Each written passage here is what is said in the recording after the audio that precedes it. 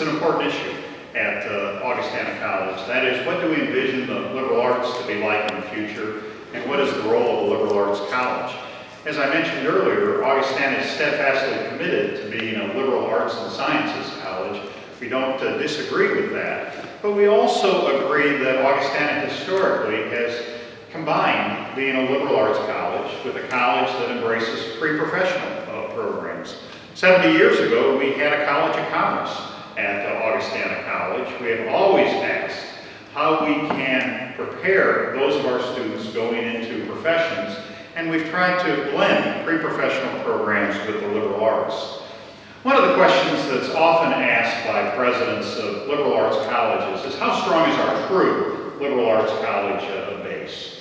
Do we still have a majority of faculty members teaching in liberal arts disciplines? What about our majors? And one way of looking at that, and it's not a perfect way of looking at that, is what percentage of our teachers and majors are in the humanities and the fine arts, which are the historic core, one could say, of the liberal arts, not the exclusive core.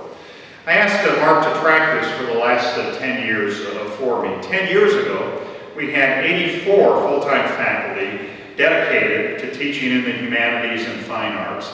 Today, we have 118 faculty in those areas. Now, in fairness, some of that growth has been because the college has grown, but our commitment to faculty in the humanities and fine arts has grown faster than our enrollment, marginally faster than our enrollment. What about majors? So what percentage of our majors are in the humanities and fine arts? 10 years ago, 28% of the majors. Today, 23% of the majors. So we've seen a slight decrease there. But over 50% of the minors 10 years ago were in the humanities and fine arts, and that number remains relatively constant. So the fact that about a quarter of our students are humanities and fine arts majors should not mask a couple of facts. When they're double majors, typically it is going to be with a humanities and fine arts major. And our humanities and fine arts faculty really, in a sense, take the laboring oar with respect to the Augustana General Education program. So our commitment certainly to the liberal arts, when measured by numbers of students, numbers of courses, numbers of majors, numbers of minors, remains steadfast. One of the questions that Dr. Lawrence asked me to talk about is the question that similar concerns about the future of the liberal arts have been voiced in the past. Are the circumstances different today compared to the past? And I think the concerns that we heard 100 years ago that Mark referenced are similar to the concerns of today. How does something enduring and classic and beautiful, but has a long history, apply to a changing world? The question really is, how do the liberal arts help us address problems in this changing world? That was a question 100 years ago. That was a question when Augustana College was founded, and that was the question today. And the answer is the same. That is that Augustana needs to maintain its commitment to being a liberal arts and sciences college, needs to maintain strong courses within the traditional liberal arts, but we need to, in fact, offer majors that are going to attract students that are consistent with the liberal arts in addition to the traditional majors. To illustrate that point, that Augustana has, over the years, added majors to keep this college relevant. I went back to an old college catalog. This is a bound volume of college catalogs, and I said I graduated from high school in 1972. What did the Augustana College catalog look like in terms of majors in 1972 compared to today? Let me tell you the majors that we've added and the majors that we've deleted, and you can kind of guess why we added and deleted these majors, but it is a reflection of how this college, how the faculty, how the Board of Trustees have tried to respond to changes in our society, making sure that the areas of the liberal arts remain relevant. New majors of studies since 1972, when I graduated from high school: Africana Studies, Anthropology, Biochemistry, that's kind of a repackaging.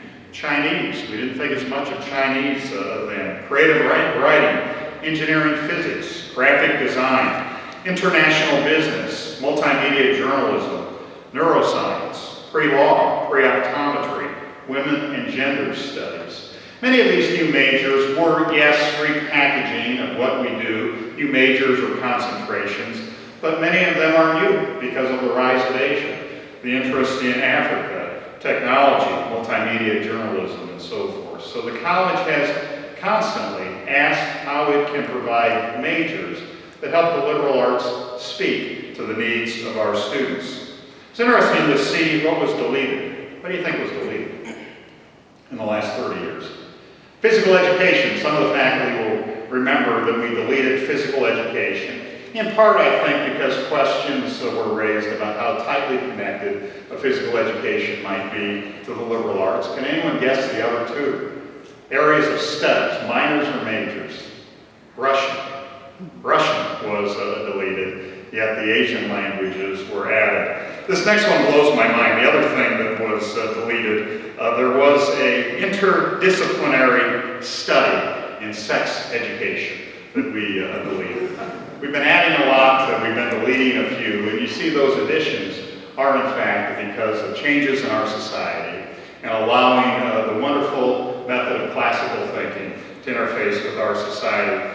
Let me close with an observation. It was almost 10 years ago that I was inaugurated, and I quoted during my inaugural talk from the idea of the university. When I was a freshman in college, this book was assigned, and I remember reading it, and it talked about the importance of the liberal arts, and I think the idea of the university, John Henry Cardinal Newman, states it as well as it can be stated. Newman stated that those educated in the liberal arts apprehend the great outlines of knowledge, the principles upon which it rests, the scale of its parts, its lights and its shade, its great points and its little.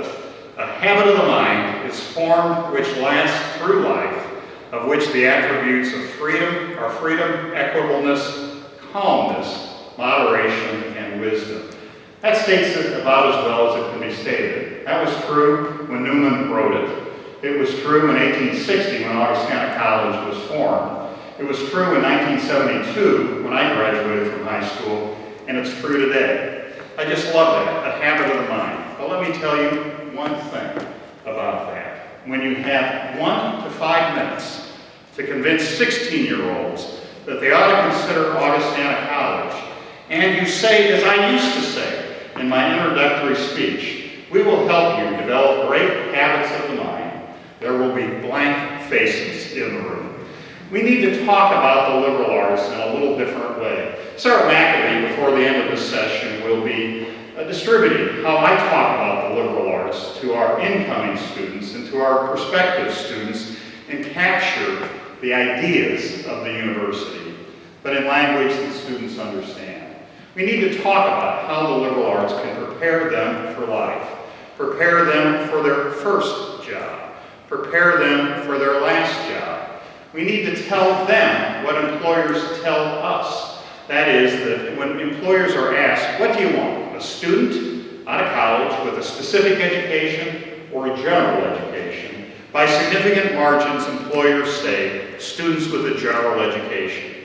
When you probe down, they want problem-solving skills, critical thinking skills, intercultural skills, communication skills.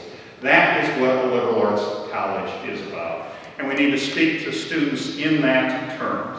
That the liberal arts college education will prepare you for the world.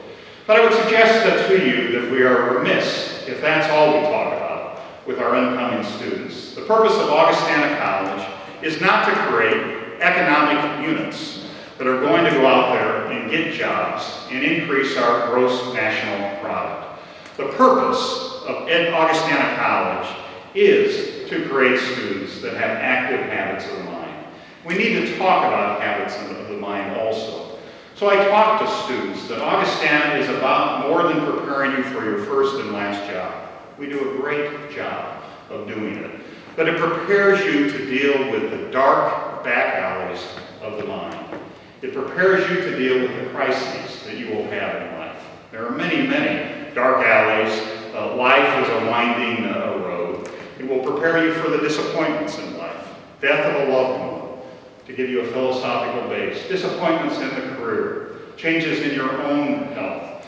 So I don't believe that we should simply relate our liberal arts college education to finding new jobs. I think we need to do a lot of talk about that and the skills necessary to find new jobs.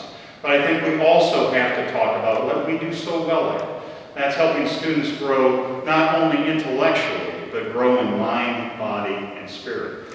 I look forward to the comments of my other colleagues as we deal with these issues of how the liberal arts help prepare an American future. Thank you.